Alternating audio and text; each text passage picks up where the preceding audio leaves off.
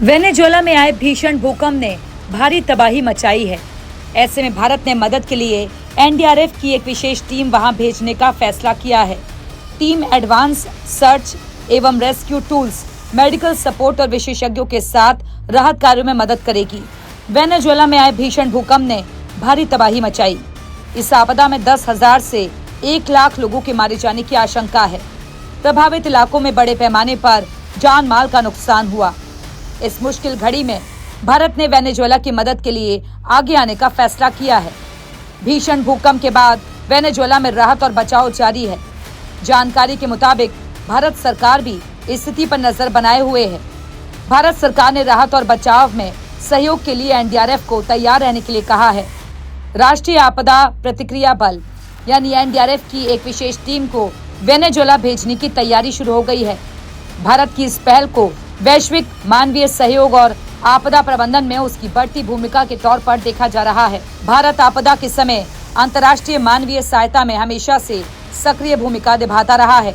इससे पहले तुर्की, Nepal, Myanmar, Indonesia और कई देशों में आए भूकंप, बाढ़ और प्राकृतिक आपदाओं के दौरान भी भारतीय बचाव दलों और विशेषज्ञ टीमों ने राहत कार्यों में अहम योगदान दिया था।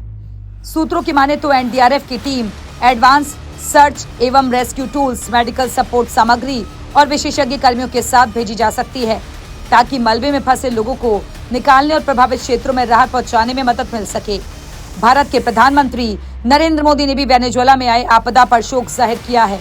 उन्होंने सोशल मीडिया प्लेटफॉर्म एक्स पर लिखा, वेनेजुएला में आए भयानक भूकंप से हुई तबाही से बहुत दुखी हूँ। भारत के लोगों की ओर से मैं वेनेजुएला की सरकार और लोगों के प्रति, खासकर उन परिवारों के प्रति अपनी गहरी संवेदना व्यक्त करता हूं जिन्होंने अपने प्रियजनों को खो दिया है। पीएम मोदी ने आगे लिखा, हम घायलों के जल्द ठीक होने की प्रार्थना करते हैं और इस मुश्किल समय में प्रभावित सभी लोगों के साथ खड़े हैं। भारत हर मुमकिन मदद देने के लिए तैयार है। वेनेजुएला में बैक टू बैक आए 2 भूकंपों ने देश में जबरदस्त तबाही मचाई है। देश के उत्तरी तट के पास बुधवार को जोरदार भूकंप आया, जिससे राजधानी काराकस में कई इमारतें ढह गईं। राजधानी में कुछ ही सेकंड के अंतराल पर 2 बार धरती हिली। पहला भूकंप 7.2 तीव्रता का था, वहीं दूसरा 7.5 तीव्रता का था। ये भूकंप मोन्टालबान के उत्तर पश्चिम में 28 किलोमीटर यानी करीब 17.3 मील दूर से आया, जहां देश की कुछ सबसे बड़ी रिफाइनरी स्थित है। भूकंप से पूरे वेनेजुएला में इंटरनेट कनेक्टिविटी पर असर पड़ा है। देश में इमरजेंसी का ऐलान कर दिया गया है। यूएस जियोलॉजिकल सर्वे यानी कि यूएसजीएस के मुताबिक भूकंप की शुरुआती तीव्रता 7.5 मापी गई। ये भूकंप 7.2 तीव्रता के एक फोरशॉक यानी मुख्य भूकंप से पहले आने वाले झटके के ठीक 40 सेकंड बाद आया। इसके बाद डरे हुए लोग अपने परिवार वालों और पालतू जानवरों के साथ इमारतें खाली करके सड़कों पर जमा होते नजर आए। यूएस सुनामी चेतावनी केंद्रों ने कहा कि सुनामी का कोई खतरा नहीं है। प्यूर्टो रिको और वर्जिन आइलैंड जैसे इलाकों के लिए खतरनाक लहरों की शुरुआत चेतावनी को रद्द कर दिया है।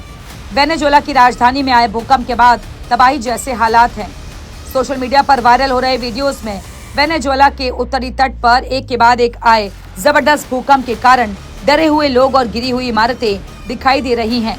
वेनेजुएला की कार्यवाहक राष्ट्रपति ने डॉक्टरों और नर्सों से कहा है कि वो भूकंप में घायल हुए लोगों के इलाज में मदद के लिए स्थानीय अस्पतालों और इमरजेंसी रूम में रिपोर्ट करें। वेनेजुएला के अखबार एल नेशनल के मुताबिक देश को संबोधित करते हुए रोड्रिगेज ने कहा है कि मैं डॉक्टरों, नर्सों और सभी हेल्थ वर्कर से काम पर लौटने की अपील करती हूँ, जिससे हम उन लोगों का इलाज कर सके जिन्हें अस्पतालों और प्राइवेट हेल्थ सेंटर्स के इमरजेंसी रूम में लाया जा रहा है।